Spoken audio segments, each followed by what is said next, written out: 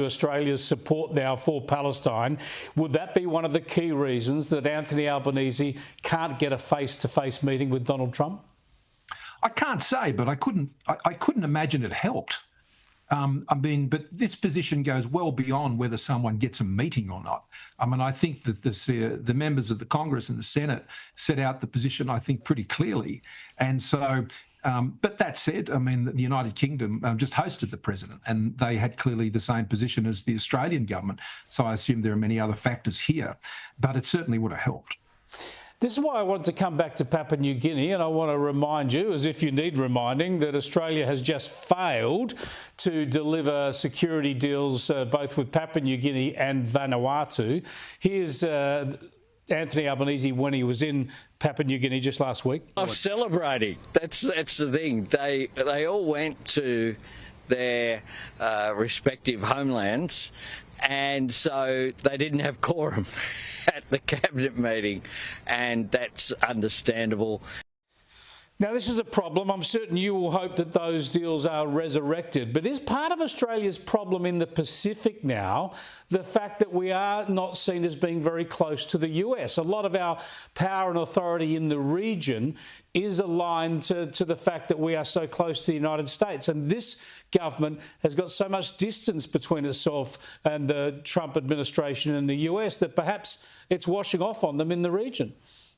Well, there's two issues here. The first one is I expect the Papua New Guinea deal will be completed. I spoke with James Marape myself when I was up there. I was there at the same time as the Prime Minister. The initiation of this arrangement came from James Marape, as he made clear at his own press statement, which is welcome. The issues that sit as part of this treaty, I'm sure, will be going over in a lot of detail in both countries. But I'm sure that things don't always happen on the media timetable of the Prime Minister. I think he's learnt on his most recent trip through the Pacific, but hopefully they will be concluded and they'll be good and positive things. When you talk about our relationship with the United States, well, I'd say the alliance survives all prime ministers and presidents, and that's a positive thing.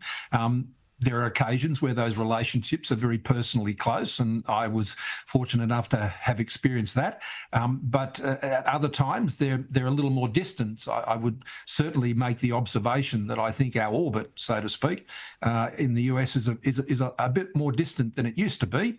But I'm sure and have no doubt that the broader institutional relationship between Australia and the United States will always remain healthy, as will AUKUS and all of the things that sit around that.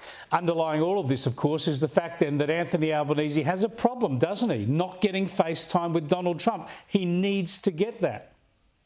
Well, it's been a long time, and sometimes diaries are difficult to coordinate, but it's been a long time now. And I would hope that would occur. Yes, they've had some phone conversations, that's true, but many other leaders now have had those opportunities, and it really is up to the government to ensure that they can get this landed. And to have a substantive meeting too, I should say. They've exchanged pleasantries over the phone, and we all understand the closeness historically of the relationship, and I'm sure that's all been reaffirmed. But there are big issues in the Indo-Pacific and our security relationship that we share with the United States in the region. And these conversations, there's always important issues that you really get into the details of. I remember many of them. Well, of course, there is AUKUS, but even going back to 2019, we were dealing with critical minerals, we were dealing with issues within the Pacific Southwest, and the role in relationships with ASEAN and so on. So, there's a lot of important things that leaders at that top level have to be able to communicate back into their own governments. It's great to have the meetings that, say, Richard Marles has had. He's had quite a number of meetings now, and I know that those meetings have been very positive and very constructive, particularly around the issue of AUKUS. But there's no substitute for leaders getting to know one another face to face.